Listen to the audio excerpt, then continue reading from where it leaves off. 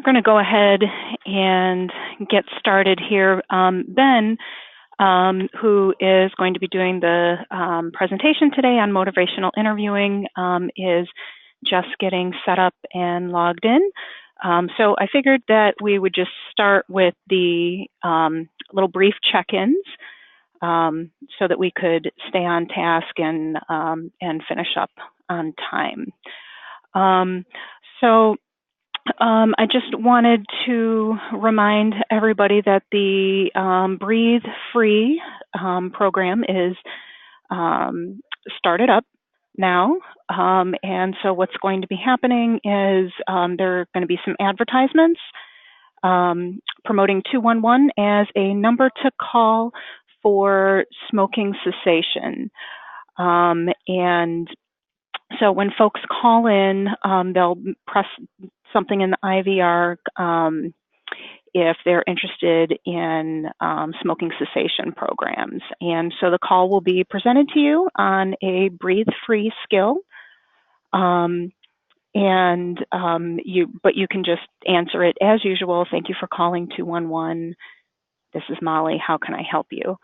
So other than this coming in on a different skill, we're really just doing the same stuff that we normally would if somebody is calling in relation to getting some help with quitting smoking.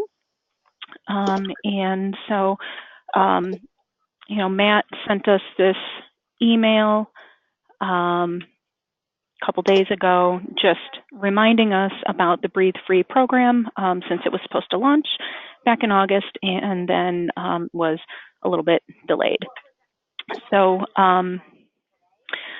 we will be referring people you'll notice in the category search, there's some tobacco related programs in there. Mike Quigley added that in. And so there are programs that will help people quit using tobacco, programs that offer support during and after quitting, peer support meetings, programs that provide tobacco use prevention strategies, and also some Medicaid HMOs do cover nicotine replacement. So we can refer folks back to their Medicaid HMO if they're interested in a nicotine replacement product. I just wanted to also mention there are some targeted groups in the that provide smoking cessation, some programs that provide smoking cessation for some targeted groups. So please take a look at that, particularly the ones for pregnant women. There is some assistance in some areas that offer some totally amazing incentives for pregnant women to quit smoking, including a year's worth of free diapers.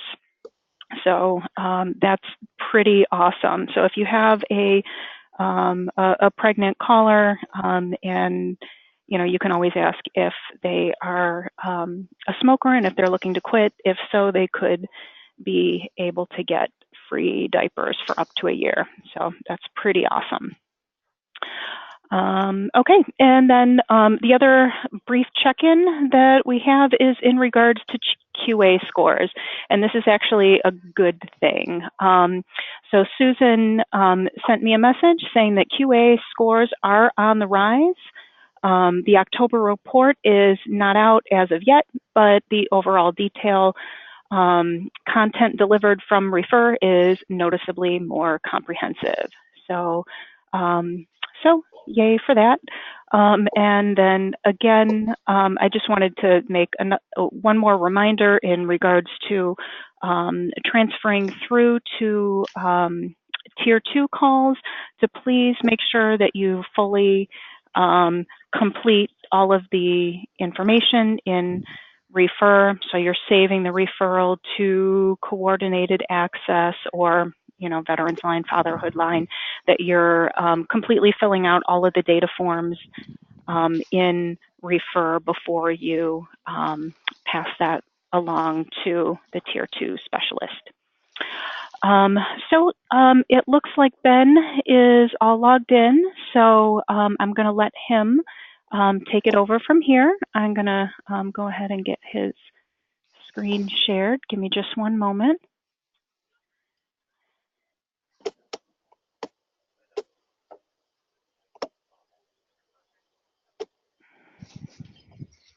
All right, Ben, I just sent you the invite to share your screen, so go ahead whenever you're ready. Can you hear me? I can hear you. Thank you. Well, hi, everybody. I've probably met some of you and probably just seen some of you at the coffee machine, but my name is Ben Millivan. I'm the Director of Health over in the CI department. Been working with 211 a lot and really enjoying that on our Accountable Health Communities grant, as well as some other things. Was that a chuckle somebody made? I have been enjoying that, for real. So I'm happy to discuss motivation. Happy to discuss motivational interviewing with you today. This is a topic I've done a lot of training on in my previous lives as a supervisor and then a case manager first, then a supervisor, then a QI guy, and then some other roles in the senior world. But I learned this in the community mental health world. I will say as a disclaimer that I learned this doing case management with folks who have severe mental illness and co-occurring substance abuse disorders, which is a course of treatment that takes a very long time, years and years and years and years, those folks who are with us. You obviously see people for considerably less than years, more like 15 minutes. So I've tried to adapt this training for what I think you will need, and we'll just see if I succeeded at that or not. We'll have a couple. I would like to move through the material. I've been advised by Molly that that's probably the best way to do a webinar. So we'll just move through. Please save your questions. We'll try to stop at a couple instances so that you can ask questions. And we'll try to tailor this for 211 work as much as possible with the recognition that I have not actually sat on the phones and done your job. I did my best to see what we could do. So with that, I did want to start with a little touchy-feely exercise. This is as social worky as I'll get, I promise. But you can see on my screen right now some questions to think about. I've, again, not done this on a webinar before, so we'll see how interactive we can make this. But if you could just take a few minutes, a couple minutes, to think about the questions here. Think about a time. You don't have to share what this is. We're not going to ask you to really open up. But if you could think about a time in your life where you were trying to change something in your life, and then answer these 5 questions about that. Just take a couple minutes to think about it. Okay, and you guys, I just want to let you know I did just email this document out to you to the first call for the 211 group. So it should be coming in your email. Well, it should already be there in your email.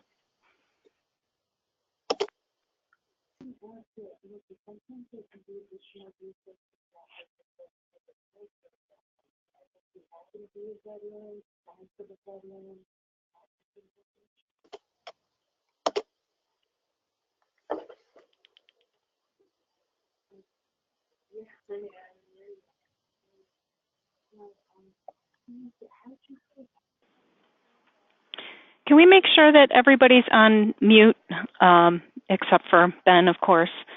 So just unmute yourself if you have something to say, but I can hear some stuff in the background.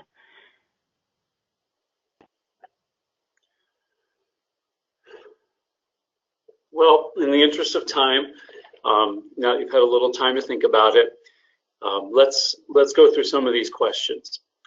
Usually I would write these answers down on a whiteboard, but we'll just have to use our imagination today.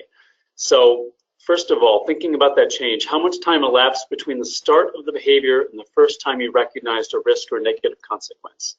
Can people shout out some time frames? 6 months. Yeah, 6 months. A month. Okay. Years. Yep. Yep. I'd say years too. Yep. So would I. So that's when you. when you started the behavior and the first time you just even noticed that maybe this isn't such a great idea. Question number 2, how much time elapsed between the time you noticed it may not be such a great idea and actually made a real attempt to change the behavior? Never. Okay. 4 months. Back and forth. Back and forth, yeah, I like that answer. Yeah, on and Yeah, off, me too. on and off. On and off. Yeah, on and off. I'll stick with years. Yeah. Number 3, have you ever experienced a relapse of your undesired behavior? Yes, you all have. We all have. No offense taken, but we don't even need to answer that question. One person in all the trainings I've done said no, and I got kind of mad at her. I didn't believe her. But everybody at some point experiences a little bit of a relapse of the undesired behavior. Think about question number 4 now. Think about individuals who tried to help you change your behavior but were not helpful. What about their behavior was not helpful? Are there any particular characteristics you could say or words to describe them you can think of? Enablers. Enabler or too harsh. Too harsh, yeah. Not tuned in to my reasons for changing the behavior and focusing on what theirs were, so we were like not only not on the same page, but not in the same book. Sure. And what about the opposite? What was helpful? Sometimes they don't take you seriously, because you do it over and over again, and so about the 5th or 6th time you're trying to change the behavior, they're like, oh yeah, you're not going to do that. So they just encourage you to continue your bad habit or whatever it is you're trying to change. Fair enough. Angry. Or they won't change. If 2 smokers are in the house and one wants to quit and the other doesn't, it's like, 2 negative forces every day. Well, let's keep on task to let's switch to question number 5. What was helpful for folks? When you reached out to people for help, what did they do that was helpful for you in trying to change the behavior you wanted to change? Encouragement. Okay. Understanding and like just having like some kind of common ground and connecting with you and knowing like I've been there too, kind of thing. Sure. Allowing you to vent when you're having a bad day with it and a struggle. Just listening. Just listening. Yep. Participation. Okay. I'm going to come in with something totally opposite. Challenged me and said they didn't think I could do it, and it made me mad, and I did it. I succeeded. I took that out of the training because I don't think you can do that on your 2-on-1 calls, but that is part of the motivational interviewing philosophy sometimes, if you're comfortable doing that and have the right relationship. We can talk about that a little bit later. Maybe I can bring it up. And then when being helpful, just being non-judgmental, Non-judgmental. Great. Well, I appreciate your feedback and indulging my touchy-feely social work side. We can move on now with the presentation. Again, if you could write down questions, I'd appreciate it, and then I'll try to stop at a couple different points so we can ask questions. So we did the exercise. Why do we have motivational interviewing? Well, this is a framework for all, and I'm using the word treatment because that's the word I'm familiar with. You probably don't use the word treatment when doing 2-on-1 calls, but it's a framework for all of the interventions that we do in anything resembling social work to help folks move from a bad place to a place that might be better for them. And one of the fundamental concepts of motivational interviewing is thinking about stages of change, thinking about where people are on a continuum of how ready they are to make a change. And that's why we did that exercise, particularly questions 1 and 2. The question 1 acknowledges that a lot of folks, really everybody at some point, has done some behaviors that they probably weren't in their best interest and didn't even necessarily have insight into the fact that they were doing something that wasn't in their best interests. That's where we really see ourselves in this engagement stage, the pre-engagement and engagement stages. That's where you're working with someone who maybe just doesn't have the insight that something they're doing is not totally optimal, but they don't necessarily, and if they don't have that insight, you may not be able to do a whole lot with that issue other than try to build a relationship with them. The persuasion stage is more like question number 2. That's someone who's realized, has some insight that maybe what they're doing isn't the greatest idea, but at the same time isn't quite ready to, hasn't really committed to making that change. There's an old saying in therapy that insight does not bring healing. It's not enough to know you have a problem. You also have to then start working on it. And working on those problems can be really hard. It's difficult, challenging work. And some folks just aren't ready for that. Everyone's probably been at that place like we discussed in the exercise.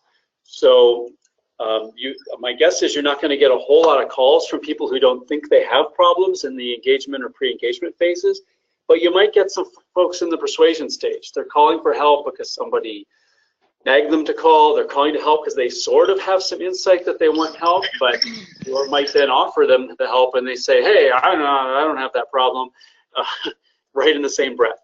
So I think that's where this can be particularly useful. We refer to the next stages as active treatment and relapse prevention, and those are kind of what they sound like. The active treatment is when someone has both realized that they have something they want to work on and has actively started working to change it. And relapse prevention is you made the changes and now you're trying to keep the changes as current and as up to date as possible. We're used to working with folks, and we like working with folks in these active treatment and relapse prevention areas. Those are the folks who want to change, who are working on things, who are moving forward. It's gratifying to work with them. They're cooperative. They're helpful. It's that persuasion stage where this motivational interviewing really shines, because that's where you can really help some people who, in the past, I think a lot of social service agencies said, well, if they're not ready to change, we're just not going to help them. This is a way to reach out to folks who aren't quite sure if they want to make this change or not, and help them even incrementally move towards a positive place without dismissing them because they're not quote unquote motivated enough. So again, these are examples a bit from my area. I didn't know if I had examples from the 2-on-1 area, but let's just go through these and see if you can guess which stage of change the person is in. Number 1, John tells you he's dedicated to quitting his problematic alcohol use and has already started attending AA meetings, has obtained a sponsor, and is on his 3rd step prior to being asked to refer for treatment. What stage would you say John is in? Active treatment? Yes. John has both realized he has an issue and is saying, but it's not enough to say, wow, alcohol's really messing me up. You have to actually work at it to change that behavior, to find another way of coping, and he's started working on that. So we'd say active treatment. Okay. Thinking about a senior here, Jane is frail and could probably use some homemaking to help reduce her risk of falls. She has resisted offers for the service, saying it would, quote unquote, make me feel old, despite recognizing the benefits of the service. Despite this, she has a good relationship with her case manager, who continues to work closely with her. What stage would you say Jane is in? Persuasion? I think that's accurate. Jane kind of recognizes that what she's doing is maybe not the best for her health.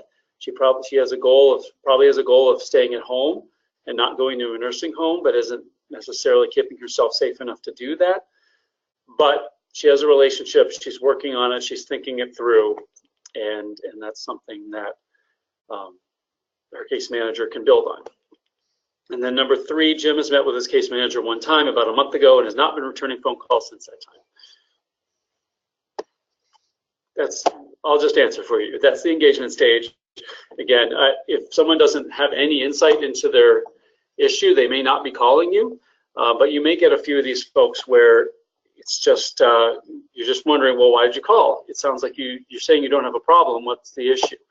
And bringing them out, slowly getting them to reveal, maybe to themselves and maybe to you, what's going on in their life and why they called, could be something that you encounter at some time. So again, we do have motivational interviewing because it can help people move from one stage to the next. And especially for those folks who aren't totally super motivated to change, it's a way of working with them in a positive and proactive way. I'll point out that one must constantly stage clients, probably even within the same call. You may need to stage clients from moment to moment or issue to issue. The issue to issue could be something to think about. I've had clients before who were really committed to taking care of their mental health issues, and were taking psychiatric medication regularly.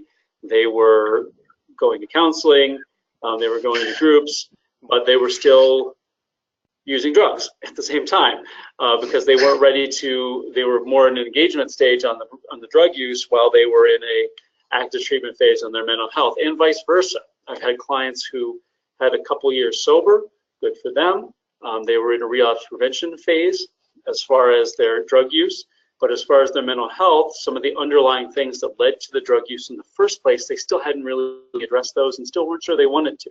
So that was more of a persuasion stage for them. And you may run across some folks who are in a similar place. I can imagine someone may want help getting food, and you ask them, you ask that extra question that Molly talks about in her tear-jerking video from the 2-in-1 annual meeting. And she asks that extra question, that person says, well, I'm in an abusive relationship. And you say, do you want to get the heck out of that abusive relationship? And they say, no, I love him, I'm going to stay. So as far as getting food goes, they're really ready to go. They're in something, what you might call active treatment. I know the word treatment is weird in this setting, but they're in an active treatment phase. And but as far as their personal safety, for lots of reasons, people stay with folks who are abusive with them. Sometimes sympathetic reasons. Sometimes they're just genuinely, correctly scared that if they leave, they could be hurt or killed. They're not ready to discuss that issue yet and are something of an engagement or persuasion stage.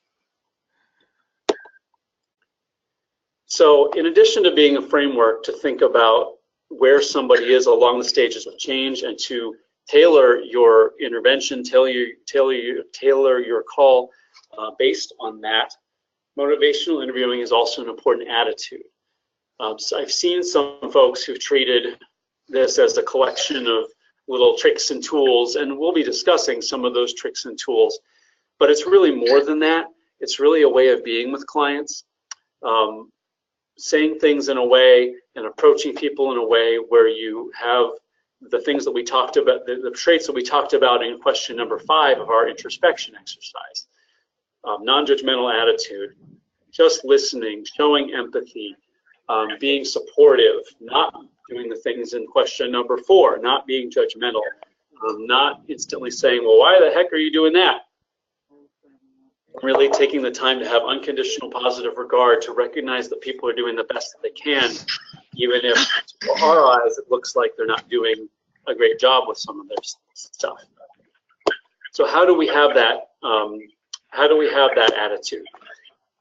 4 basic styles that are really, and this is probably the number 1 slide here to pay attention to. There are 4 basic styles that can lead us to a place where we are really embracing the motivational interviewing philosophy and working in that question number 5 kind of way with people. The first of those styles is collaboration. It's working together. You have a certain amount of expertise. You have an awesome, hugely comprehensive resource database at your fingertips. You have knowledge of the community from the time you spent working at 2-in-1. You have expertise to lend, but that person you're talking to has expertise as well. And working together to both share your expertise about what the issue is within their life and what some of the potential solutions will be is important. It's not just you saying, them calling and saying, well, I have a gambling problem, and you saying, okay, well, here's Gamblers Anonymous, here's recovery resources for counseling, bye.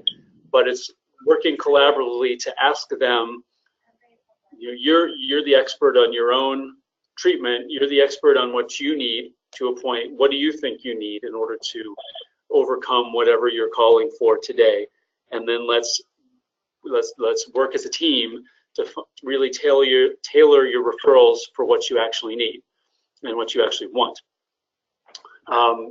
mentioned that some folks, I'm assuming you have some folks who call in and it's just really hard to understand why they're even calling. They're not able to really articulate what their goals are, and that's where evocation comes in.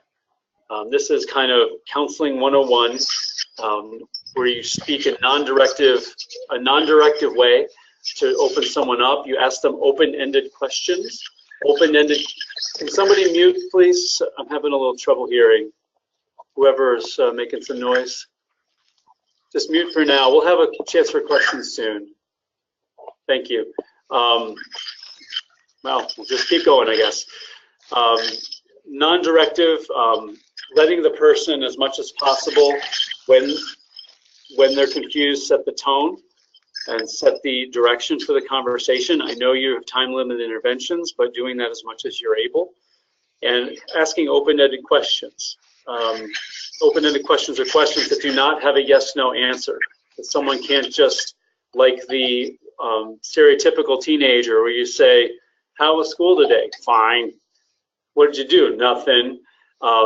Asking questions instead that force people where you can't say with a yes or a no, but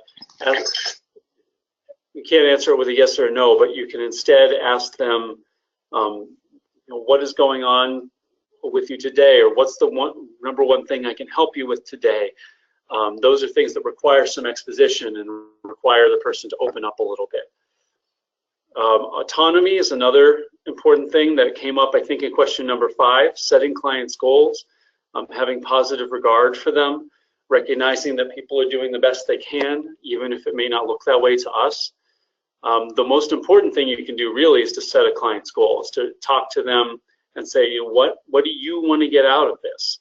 Because what we assume or what we think is the best thing for them might not be what they're interested in that particular day. And especially in the time-limited intervention that you're doing, folks just aren't going to do things that they don't want to do. They're only going to do the things that they have a goal for. And so setting their goals, no matter how off topic or how not totally related to 211 you think they might be, is a way to engage with them. It's a way to build trust. It's a way to show that you're listening and you care about them. And it's a way to move forward with figuring out how you can help them move from one stage to the next. I had some folks in my case management days who had goals that were not necessarily related to case management. My main goals for them, my main job was to make sure they were taking psychiatric medication, that they weren't using drugs, that they were going to their doctor's appointments, really basic stuff like that. But their goals weren't that. Their goals were to get a job. Their goals were to get a girlfriend. Their goals were to get housing that they were interested in. And so knowing those goals, however not totally related to treatment they were or they seemed, was important. So I could say, well, okay, you want to get a job. That's great. You've also used cocaine several times in the last month. How do you think that's going to work out for you? Is that something that's going to help you towards that goal? And that's, that was a way to help that person look at whether or not their behaviors were really helping them to aspire to be the person that they wanted to be.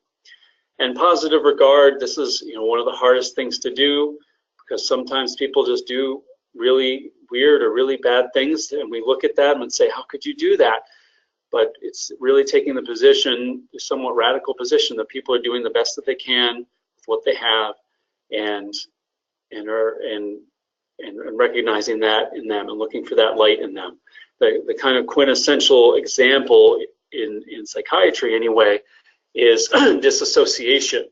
When some folks are being routinely abused, they will disassociate. They will quote unquote leave their body, and they will not be there, not be mentally present while the abuse is going on. It's a protective mechanism so that they don't have to feel how awful that abuse is. The problem is that when the abuse isn't happening, people will still sometimes then start disassociating, and they will just disappear. Their minds will go blank in the middle of work, in the middle of talking to someone, and it's very easy for some folks to look at those people and say, well, what the heck? Focus. You need to pay attention. Where did you go? Why did you disappear? Are you weird? And without recognizing that this was a real coping strategy. This was something that they had to do, but it's had now that that trauma is not happening, it's still going on and is having some undesirable consequences. And then finally, rolling with resistance. If you don't have the argument with someone, you won't be able to have an argument. It's hard to do on a webinar, but try to visualize an exercise I do when I do this training in person. I hold up my hand with my palm out, and I ask someone in the audience to push against my hand. And so we both push against each other's hands for a second, and then we stop. I ask them then to push against my hand again, but at the last minute, I pull my hand away. And there's no tension, there's no fight, because I pulled back, that rub that was there doesn't exist. And that's what I would encourage you to do as well. I'm sure you have clients who react negatively, defensively to some of your recommendations, even sometimes recommendations that they've asked for themselves, and fighting with them about it or confronting them about it, particularly in the limited time you have, is probably not the best way to do it. There are ways you can go around that and roll with it to find a better way of working through that, and we'll talk about that a little bit going forward. I think this is a good time to stop really quickly and see if there are any questions. Check in to see if this is relevant for your work. Anybody have any questions to ask?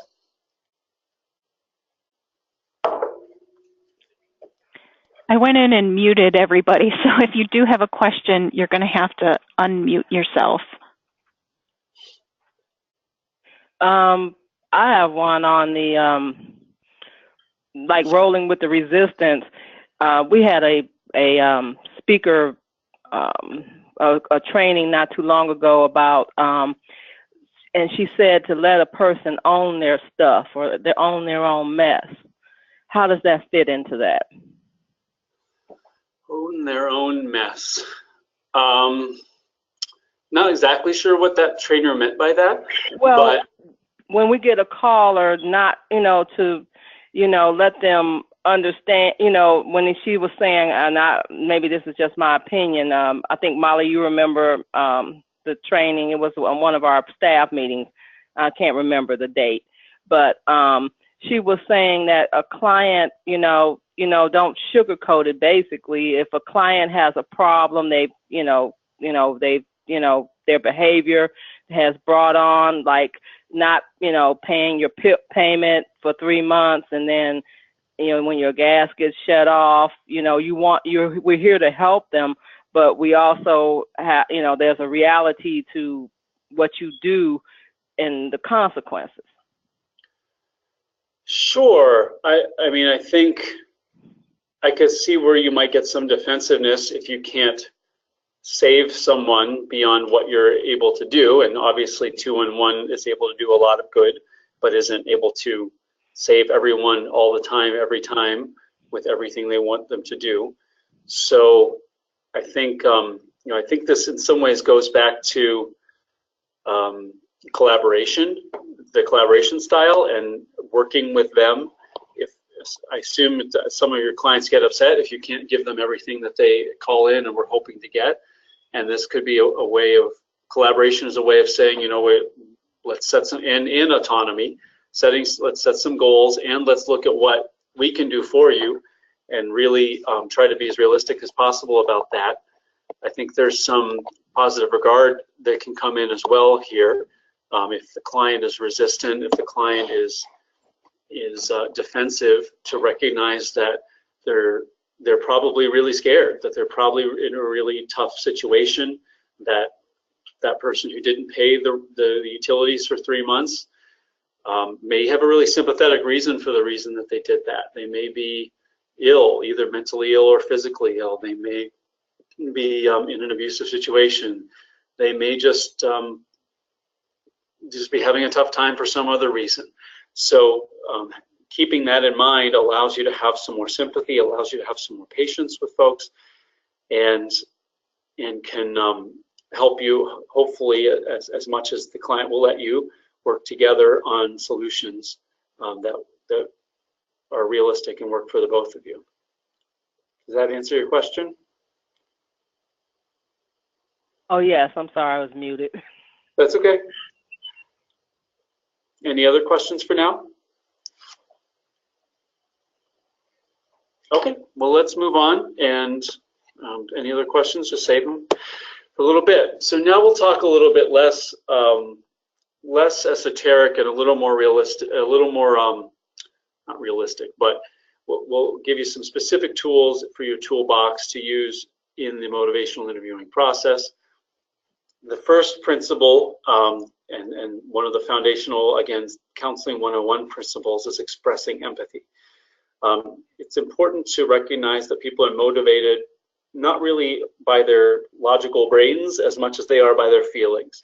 And so reflecting those feelings, showing that you're noticing those feelings and listening to those feelings is tremendously important.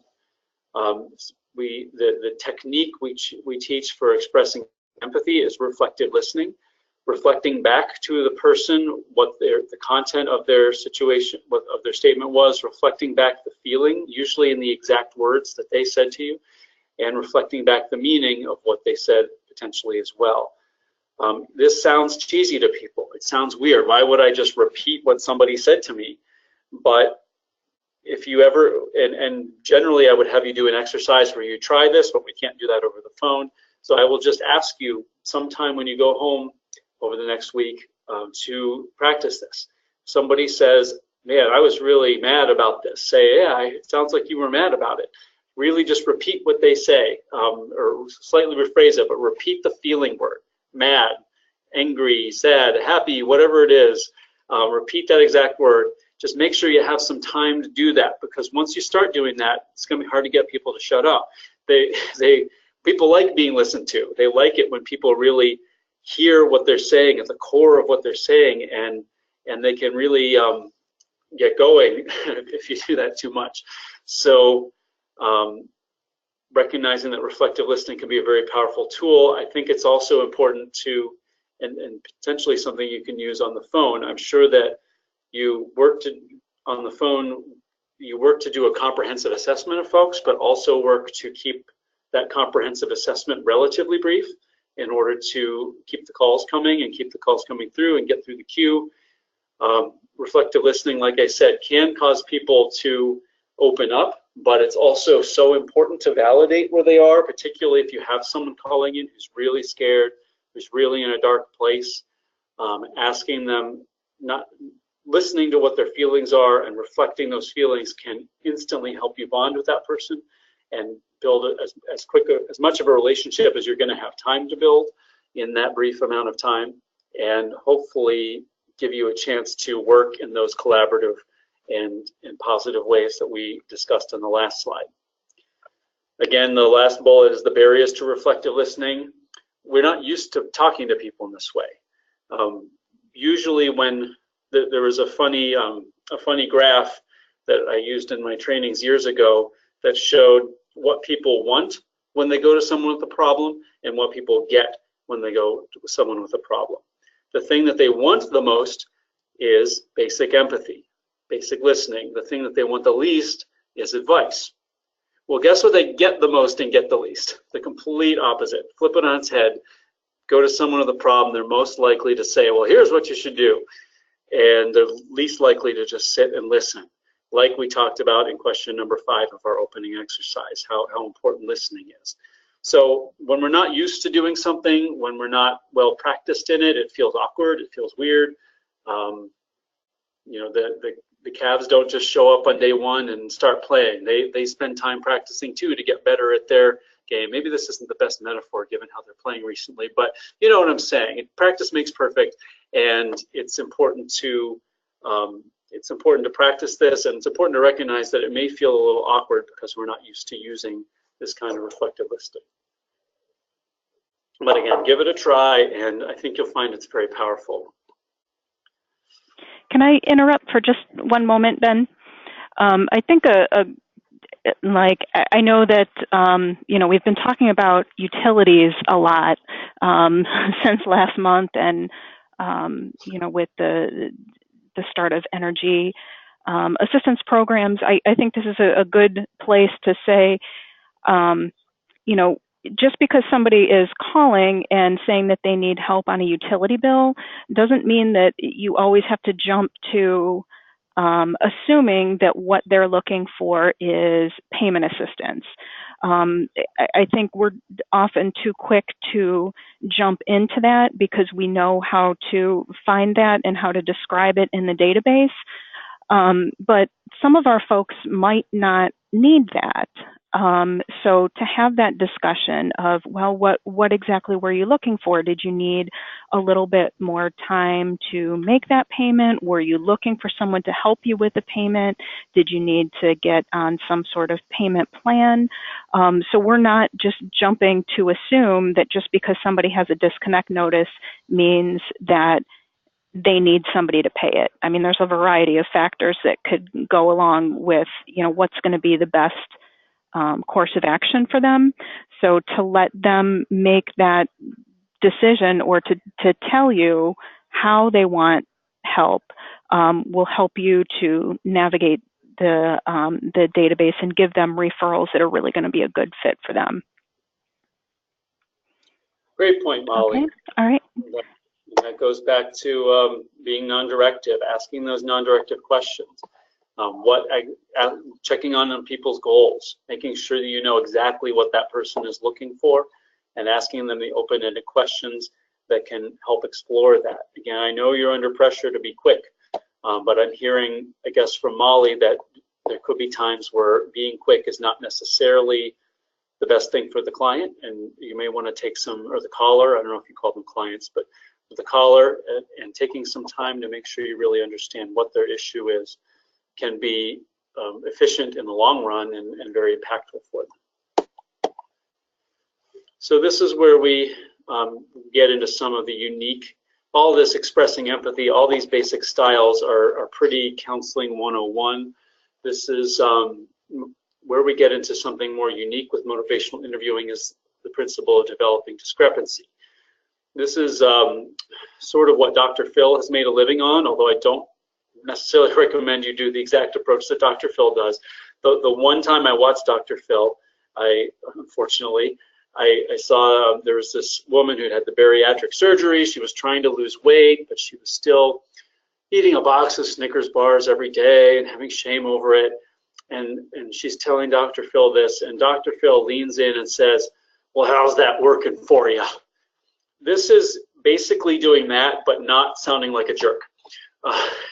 So as you can tell, I'm not the world's biggest Dr. Phil fan, but the general style, he's on the right track as far as helping people, particularly in the persuasion stage, to look at what their goals are, what their behaviors are, and how those behaviors are or are not helping them reach those goals in a very calm, but doing it with the basic styles we talked about, not in the confrontational Dr. Phil way, because for whatever reason, people don't run screaming from Dr. Phil, but I'm guessing if you do that kind of approach on the phone, people will be offended and will not be able to engage with you in a way that will be productive. So there are ways of helping people to look at the positives and negatives of changing and the positives and negatives of not changing. In my in-person exercises or with folks you're working with on a much longer term basis, you might even take these little boxes that you see and fill those out.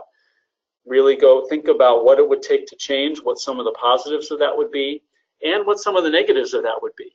The areas where I have the funny little blue, I don't know what to call those shapes with all the little points, those are the areas that are hard for us to think about. Someone comes to us and says, man, I got to quit drinking.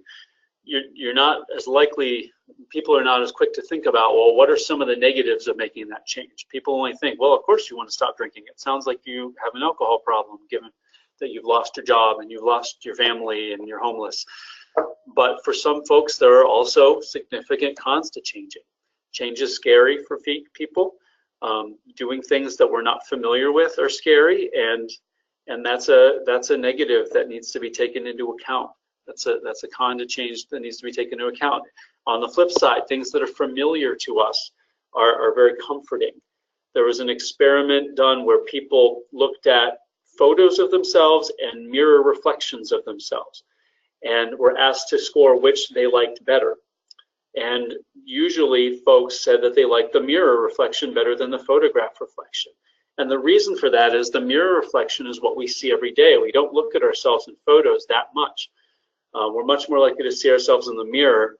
And most of us, unless we are Denzel Washington or Beyonce or someone extremely beautiful movie star, most of us do not have perfectly symmetrical faces. There are slight differences in our faces. So when we see a mirror image and a photographic image, they're slightly different. And the mirror image is more familiar to us. So that's the one that, even without us realizing why, it's just more familiar and it's more comforting and we like it better. Same thing with changing behavior. Even behaviors that look pretty screwed up to us on the outside can be very comforting, can be familiar to people, and giving that up is really scary. Not knowing what the alternative is really scary, because people have been doing those behaviors for some kind of reason. Probably it's helped them cope somehow.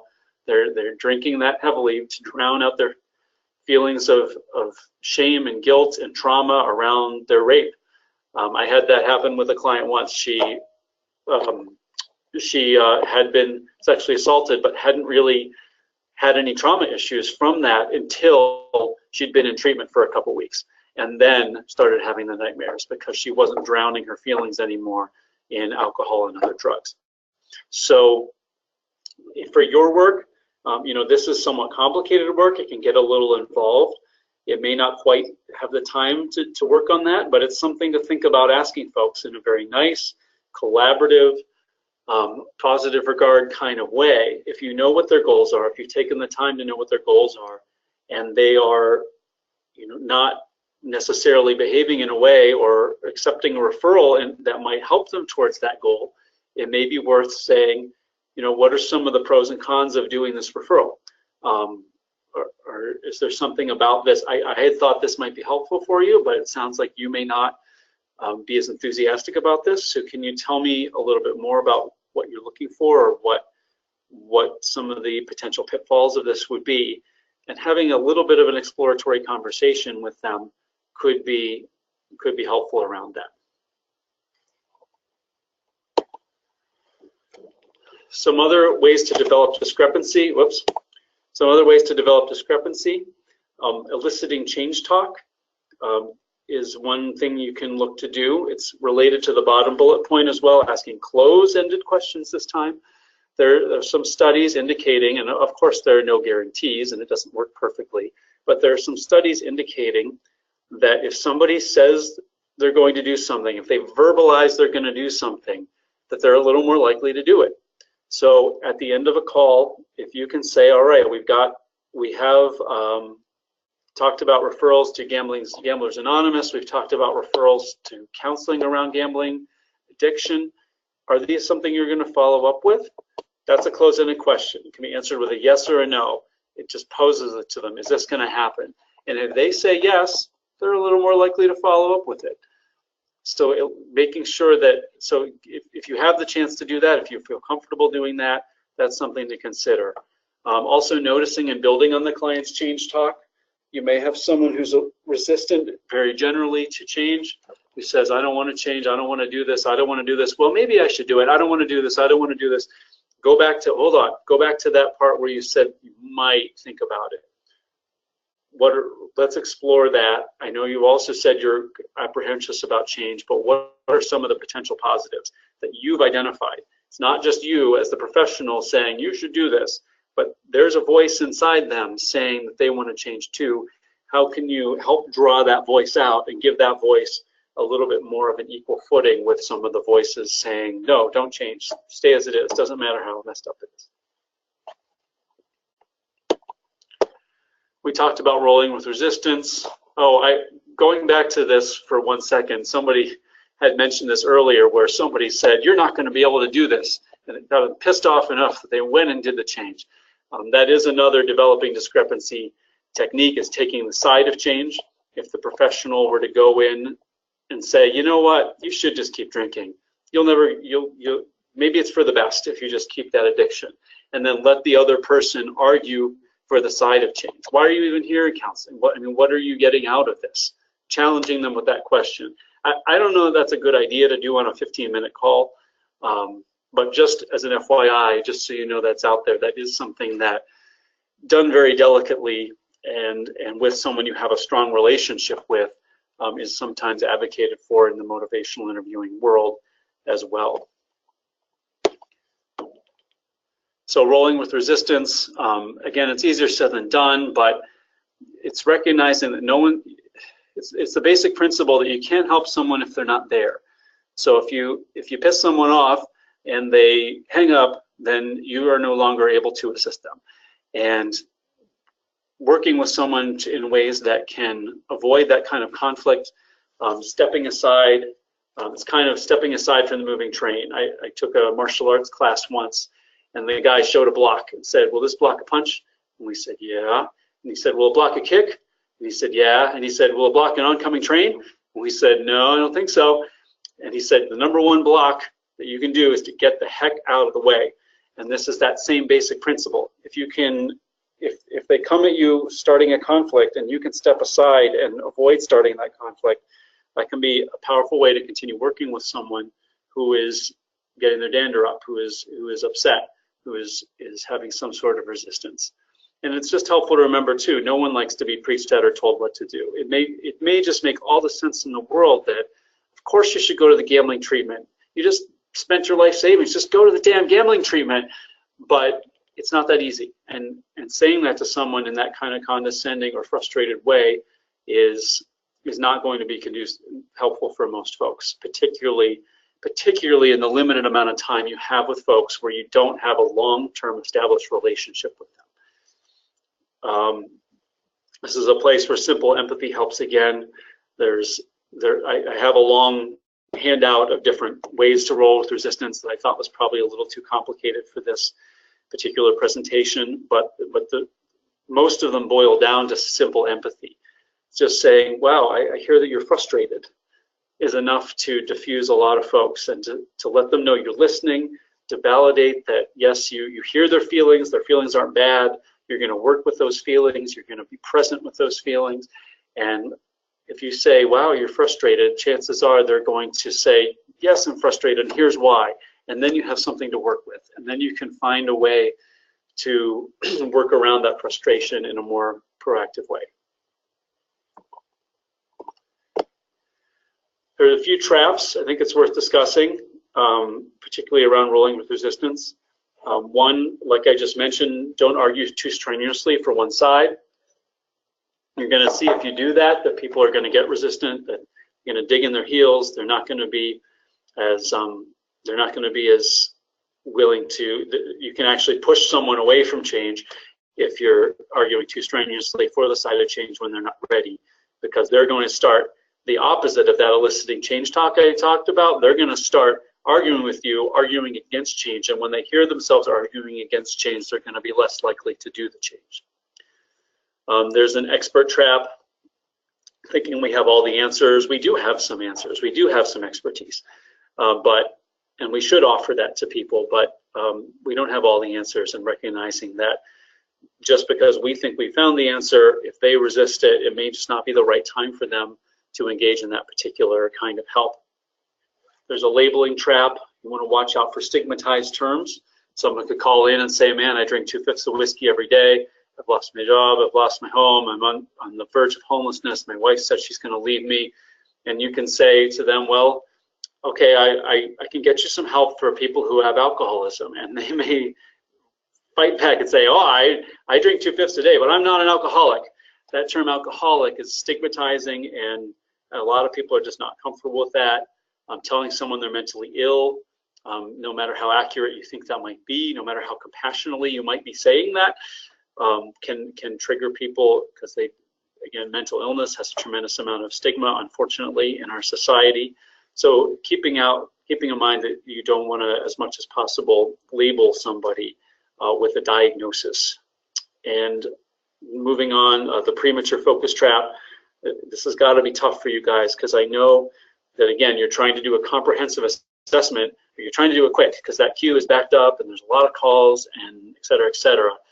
But like Molly talked about, focusing so quickly on what your idea was of the problem is, assuming too quickly you know what the problem is without exploring enough, without asking open-ended questions, can be problematic, and you can find yourself not really getting as deep into the issue and being as helpful as you could be.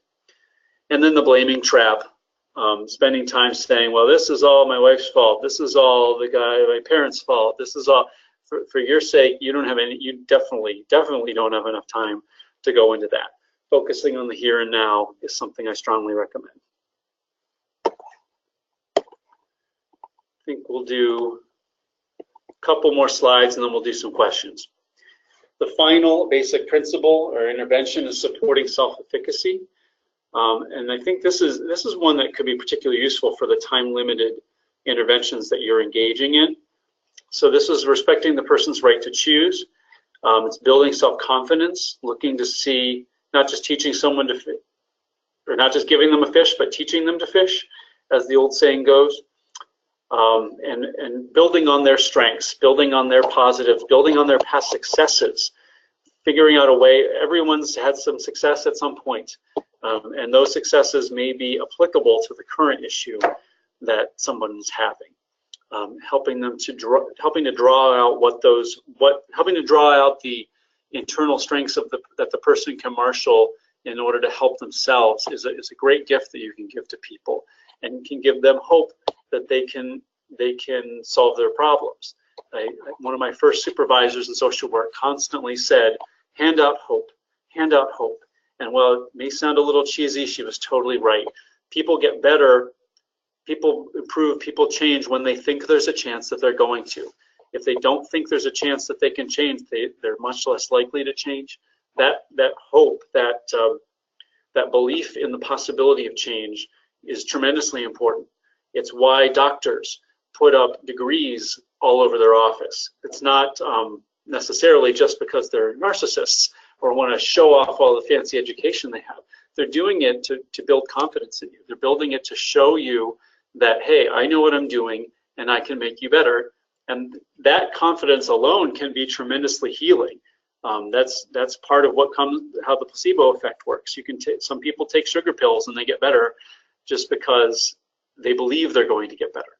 So helping people believe that things can get better, showing them that things have gotten better in the past when they've had down times, can be a time-limited, quick thing that's pretty safe to do in a limited time with someone you don't have a really strong months or years-long relationship with. And here are some examples of what you can do there. So building up past successes, some questions you can ask. When you've had a similar problem in the past, what has helped? Most people have had some, like we talked about in our introspection exercise at the beginning, people have had ups and downs, but they've had ups. Focus on those ups and what has led to those ups and how they can replicate some of that to move themselves forward. Asking about their strengths that you can use to help with the situation. Sometimes for some clients with a lower cognitive abilities or lower literacy level, the word strengths is confusing to them. So it may be asking them what's good about you, or what can you do well, making sure the language is appropriate. But that general question, getting people thinking about what they can do that's positive, that they can use to help themselves. There's some other questions. If you had a magic wand, what would make the situation better? They can help you really clarify what some of their goals are and get you talking with them about how in the past they've been able to get to some of those goals. And then there's also the scaling questions. How bad is the situation on a scale of 1 to 10? And how can we get you from a 7 to a 5? Even going from a 7 to a 5 is huge. It's still a problem, but that's still a significant change. And in the limited time you have, that's a big win. If you're not going to necessarily get them to a 1, get them completely to reduce their issue, but if you can get them some of the way, that can be tremendously helpful. So let's stop for a second. Does anybody have any questions or want to discuss any of these issues, or can I explain anything a little better? This is Darlene. I just wanted to make a comment. In all of what we're doing here, I think it's so important, though, to remember that we are in a very limited time frame with each caller, and sometimes all your best efforts don't actually come through. So we as 2-in-1 individuals, we need to make sure that we don't take that personally, because we can't save every person. Not every person is ready for, that next step. And even though you may feel that you've said the right things or done the right things or offered the right resource, we can't allow ourselves to get down on ourselves, because sometimes, each call is individual, and you may take that call passionately, and maybe if they hung up, you feel like you failed, but you can't. You have to let that go and know that you've given them the opportunity to call again, knowing that we're a 24/7 service. So I think it's important that all of this is good, and we are trying to help people, but we need to make sure that we're taking care of ourselves so that we can take that next call too, because that's important as well. An excellent point, Darlene.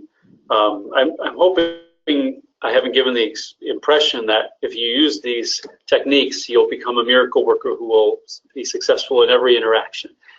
There are times where you can do all the quote-unquote right things, and someone may not respond to that, and that's okay. That is going to happen. There are going to be people who just aren't ready, or who you're not able to help in this limited amount of time. I mentioned I started working in case management with folks who had severe mental illness like schizophrenia or bipolar disorder co-occurring with some sort of addiction or drug abuse issue. And the old statistic, I'm not sure where the statistic came from, but I can believe it. The old statistic is that it takes 7 years for someone with those issues to enact some meaningful change in their lives, on average. Some people it's longer. So that's something to keep in mind when you have 15 minutes with someone. There will be limitations to what you can do, and this kind of stuff I think gives you the best odds of reaching someone, but it's not going to be perfect. And just because it didn't work out, that doesn't mean you screwed up. So I think that's good. I kind of skipped over this one bullet from the last slide, which is applicable to this. You have to, respecting the person's right to choose is helpful for the clinician, for the 211 person, for the 211 phone operator, whoever that is. Phone operator is not the right word. Community resource navigator, excuse me. I knew it was in there somewhere. But this is good for you. You recognize that this person has the right to choose to not take your referrals. They have the right to say, I thought I was ready to make this change, but now that I'm actually faced with the possibility of doing something to make the change, I'm not ready for it. They have the right to say that, and that's not you. It's letting them have their autonomy, letting them have their, maybe that's what the other trainer meant by letting the person own their mess, that it's ultimately up to them to make the change. It's not up to you to save them, and that does free you up to be happier. I know a lot of people who've taken motivational interviewing on as a serious practice and have reduced their own burnout as a clinician, as a helper, because of that. I have the comment here too, because we get a lot of repeat callers. I mean, and and I know sometimes people say, well, how you know it's a repeat caller? Because I mean, if I've talked to someone 20 times, I pretty much can know who they are from talking to them over and over again, and whether it be a certain season or for a certain issue. So for me, it's like, a lot of people, this is their norm, that every year they're going to do a certain thing. They're not doing Christmas time. They're not going to pay their bills so they could buy Christmas stuff. And then the next month they're going to be calling for assistance because their utilities are behind or their rent. And it's a pattern. And I just try to help them, but I realize that some people live in a certain pattern in their lives, and they may be not ready to change, or I don't have the ability to change that. Yep. Yeah, I think that's a great statement. That you do what you can, and you give yourself the best odds for success. But you're time limited, non-face-to-face intervention. You're not treatment providers. If some of those folks have more deeper issues related to trauma, related to mental illness, related to addiction, you're not going to be able to solve that in 15 minutes. So just being there for them in the minute is a real gift you can give them, and giving them as much hope as you can is a real gift you can give them. I just wanted to let you guys all know that, you brought up a good point, Darlene, about, not taking it to heart. And I think one of the things that we all really need to a little more help with is self-care. So one of the things that's going to be on the training agenda for next year is we're going to have a training on self-care. So we understand that a lot of people are feeling burnt out, and so we want to be able to address that. So that'll be coming in 2018. That's great. And I would encourage you to take some of these, if you're feeling burnout, I would encourage you to take some of this advice yourself. Start to look at your own strengths. Ask some of these questions of yourself. What have you done well? What were some of the successes? Or where did you think, man, I think I said the right thing there and it didn't work out, but I really am proud of the way that I approached that particular call because it was really challenging. And also recognize that some calls really are just going to pull at your strings. We all have our stuff, we all have our history, we all have our, in fancy therapist words, we all have our counter-transference, we all have some clients who just make us, who really push our buttons in emotional ways, and recognizing that it's okay if you get a little too caught up in some of those calls. It's okay to take a deep breath, it's okay to talk to someone about it, it's okay to cry about it, it's okay to have those feelings some of the time. If that's every day, every single call, then I start to worry a little bit, but we all have our moments, and we're doing emotional work with people who are in a really dark place sometimes. So that's okay to have those times, and it's okay to seek help for those too. Any other questions, thoughts, comments?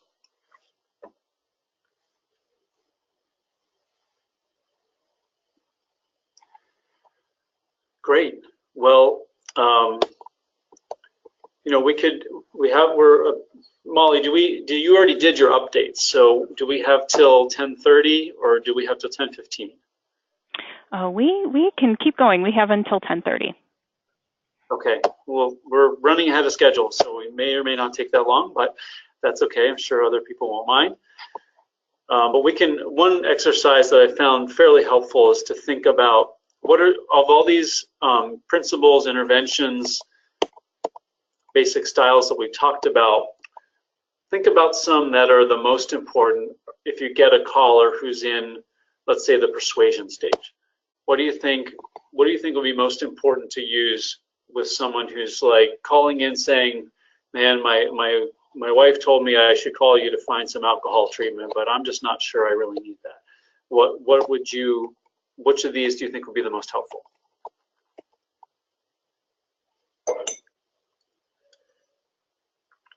Collaboration.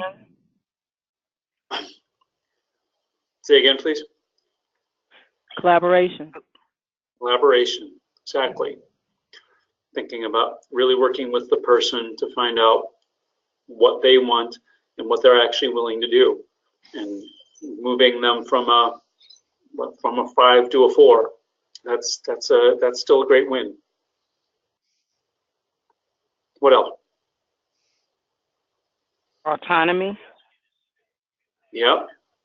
They get to do what they want to do, and respecting that, and they're only going to do what they want to do. And so respecting that and recognizing that reality can be helpful.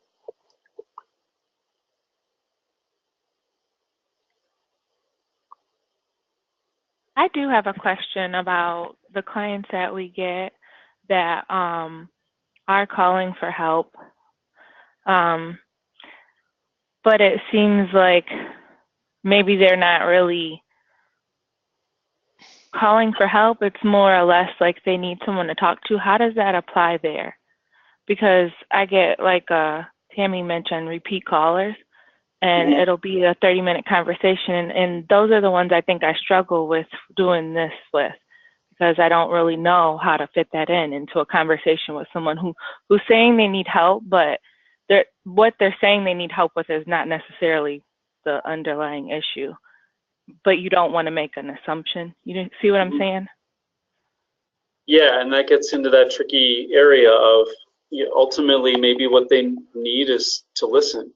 And so listening to them, taking as long as you feel comfortable and as long as the situation allows, as long as the cue allows, and exploring with some of those evocation techniques, some of the open-ended questions, keeping them talking, letting them have a chance to really explore, and then saying, let me sum up for you. That this is providing some empathy in some reflective listening in a summarizing form. Here's what I think I'm hearing based on what you've said. Is that accurate? Can I check in with you on that? It's okay to be wrong. It's okay for them to tell you that you didn't hear it correctly, because that can just help to clarify.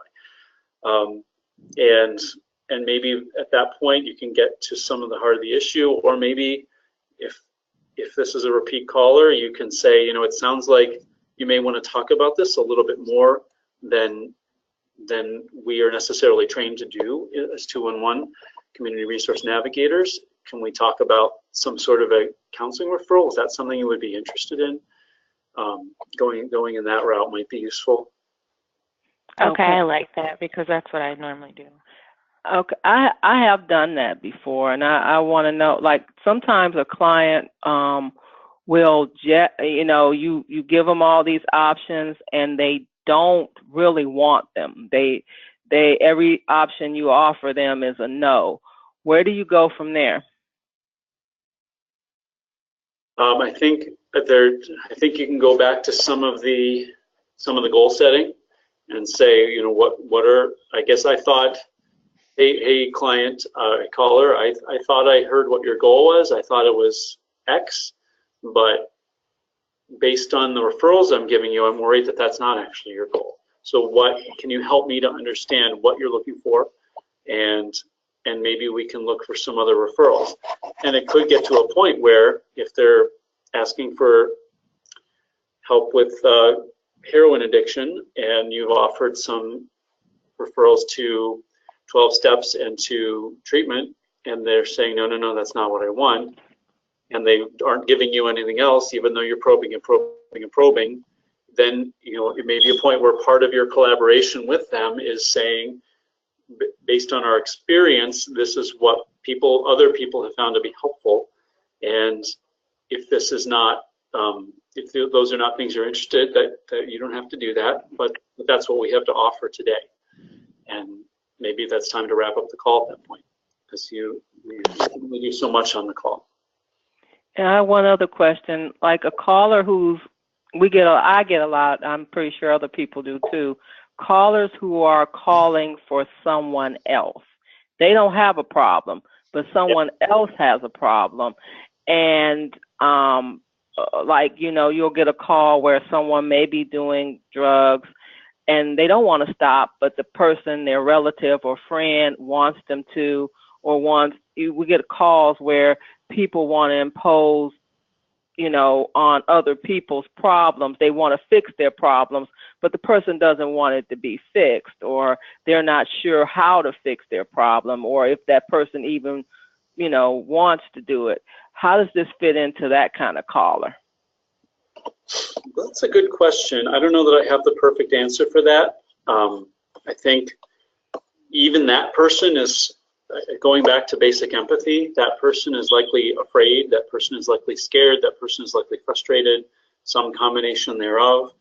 And so providing them with some basic empathy.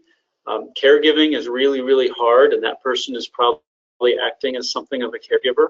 And so recognizing that they really love this person and they really want to help, and giving them some empathy and some support around that is, I think, consistent with this intervention. It may also, as part of collaboration, as part of sharing your own expertise and working with them to make a plan, it may also be worth kind of conveying some of these basic principles around developing discrepancy, around respecting someone's autonomy, around letting them know, I know this is hard to hear, but you can't force that person to stop using drugs. You can't force that person to stop drinking. You can increase the odds of success by being non-judgmental, by being there for them as much as possible, by giving them some options for help. But at the same time, you need to recognize that you can't save them, that it's not your fault if they don't do what you want them to do, and recognizing some of those basic styles and basic principles we've talked about can potentially be helpful for them, I would think. Sure, and just to kind of piggyback on that, just remember a lot of times when folks are calling about like a friend or family member that's struggling with something like a mental illness or some sort of addiction, there are supportive services for family members. And so, I'm just thinking specifically right here with problem gambling, because that's an area where I think we all need a little bit of improvement. Our center as a whole, with offering support for the family or the loved one of the person with the issue. So we can always look into those resources for a friend or family member. Well, Molly, I'm looking at the clock, and I wonder if we should go ahead and do our sample call that demonstrates some of the principles we're looking at. Yeah, absolutely. So, so Ben and I are going to do a little role play here, where he is the 211 specialist, and I am the caller calling the problem gambling helpline. So this isn't going to be a complete call from start to finish, but just to kind of the beginning part of the call, where we tried to demonstrate a few of these techniques and how you would use it as a specialist in your conversation. Okay. Great. Well, hi, thank you for calling the Problem Gambling Hotline. This is Ben. How can I help you today? Oh, hi, Ben. I'm not sure how you can help me. I have a real problem with gambling, and I need to stop, but I don't know how to do it. I'm sorry to hear that you're struggling with your gambling right now, but I'm here to help. You're making a good first step by calling. May I ask, was there something that happened recently that prompted you to reach out today? Well, yes. I just lost $4,000 at the Jack, and I don't know how I'm going to tell my husband. My credit card is maxed out, and I lost all the money I was supposed to use to pay our bills for this month, and he is going to be livid, and I'm really afraid he's going to leave me over this. I hear you saying you're afraid about how this is going to impact your marriage and what you're going to do about your bills this month. Is your gambling affecting any other areas of your life right now? This is my whole life. My husband, my home, my car. Gambling has destroyed my entire life beyond repair. I see. This sounds really overwhelming for you. Listen, I know this isn't exactly what you called about, but I do have to ask. Sometimes when people face this kind of stress, they think about suicide. Have you ever thought about suicide before? I have. Are you currently thinking about suicide? No, not right now. But back when I used to drink, I would think about it a lot, though. But I've been clean now for 3 years. Wow, 3 years sober. Congratulations. I'm glad you're not thinking about suicide now. And now that I'm looking at this script, we probably should have developed this a little more to give you resources for that. But we'll deal with that the next call. Going back, I just wanted to ask to be sure that you're safe. It sounds like you've had some success stopping drinking. Having success with stopping gambling is possible too. It doesn't feel like that right now. Sometimes things like this might feel hopeless, and I'm not trying to minimize your situation, but since you've overcome one addiction, I have some hope that you can find something to help you with this addiction as well. Let me ask, have you ever tried to quit gambling before? Yeah, a few times. I would stop for a while, but then end up back at the casino. Okay, I see. Do you mind if I ask, when you quit drinking, what worked for you then? Well, that took a few tries too. I was in an intensive outpatient program, and I got involved with AA. I still go to meetings now, but not as often. Do you think a similar course of action might be helpful now with your gambling? I don't know, but I need to try something. Okay, well, I can help you find some problem gambling treatment programs as well as some information about support groups. It sounds like you're familiar with the 12-step approach that AA uses. Gamblers Anonymous offers that same 12-step approach and applies it to those who want to stop gambling. Does that sound like something you want to try? And or would you like to try a referral to some professional counseling similar to your intensive outpatient treatment from the past?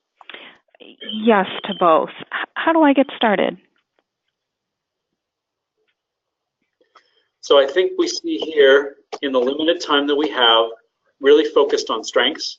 This person has had successes in the past that can be used to build upon in fixing this problem. I'd like to point out that when she said she was afraid about her situation, I mirrored that exact feeling word. I hear you saying you are afraid.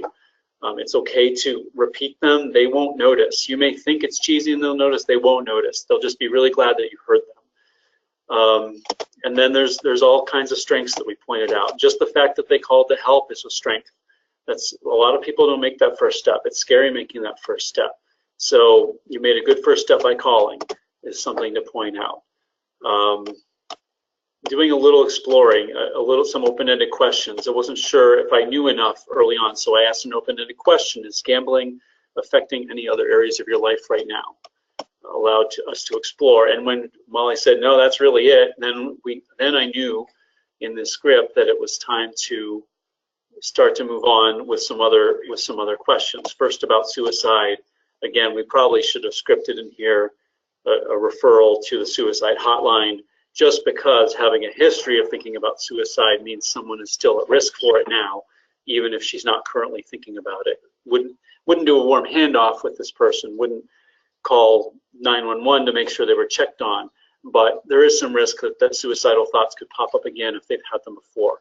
So probably should have given a referral to the suicide hotline. Handing out hope. We talked about handing out hope and saying, I know this might feel hopeless, but you've overcome one addiction. You can do this too. Giving as much encouragement as possible. Some people might not want to hear that. You could get some defensiveness around that because they're so hopeless. They may find that patronizing. But I think if your gut tells you that handing out some hope and doing a little cheerleading is helpful, then I think you should go with your gut. If your gut tells you that this person is wallowing in it so much that wouldn't be helpful, you can listen to your gut there too. And then we asked just point blank, what's worked for you in the past when you quit drinking? You've overcome one addiction, so what else can we do to help? And then offering them alternatives, collaborating. It's not saying, well, you should go to Gambling Anonymous, you should go to treatment, here's what I'm prescribing for you, but it's really checking on what's helpful for her. Maybe she's been to 12 steps, she's been to treatment, but we didn't really ask which one was most helpful. We didn't have time to get into that. Maybe 12 steps was helpful for a while, but she eventually found it to be problematic. Some people have that experience. So looking at now and offering some options and letting her choose. If she chooses it, again, she's making that decision. She observes herself making that decision. That's more change talk. This is what I want, and it makes it a little more likely that she'll follow through. I think that's it for the presentation. Does anyone have any final questions or thoughts? Anyone? Mueller? Well, thank you for listening. I'm your coworker, so if you have any other questions or thoughts and want to shoot me an email or give me a call or stop by my cube, I'm right around the corner from you, and I'd be happy to have a discussion. Thanks for your time. Okay, well, thanks so much, Ben. I did just want to take a quick roll call here because someone is logged in just as UWGC employee, and I want to make sure that that person gets credit for being here on the webinar. So I'm just going to read off a list, and if you don't hear your name, please tell me who you are so you get credit for being here. We've got Allison, Darlene, Donna, Jen, Judy, Tracy, Marita, Nayeli, Mike, Sandra, Susan, Tammy, Teray, Tim, and Stephanie. Is anybody out there that I did not say your name?